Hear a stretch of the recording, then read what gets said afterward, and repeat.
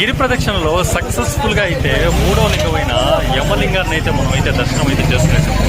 యమలింగానికి ఉన్న ప్రత్యేకత ఏమంటే మనకేమైనా కీళ్ళ నొప్పులు కానీ ఎముకలకు సంబంధించిన ఏదైనా ప్రాబ్లం ఉన్నా కానీ ఇక్కడికి వచ్చి ఈ యమలింగాన్ని కానీ మనం దర్శనం చేసుకుంటే ఖచ్చితంగా అదైతే క్లియర్ అవుతుంది అని చెప్పి ఇక్కడైతే నమ్ముతారు.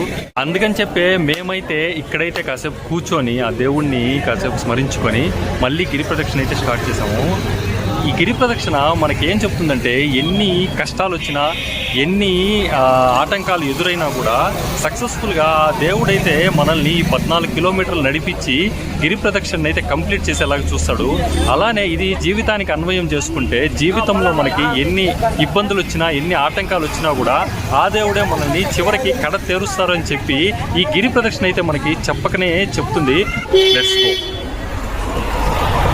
కామెడీ వచ్చేస్తాను పక్క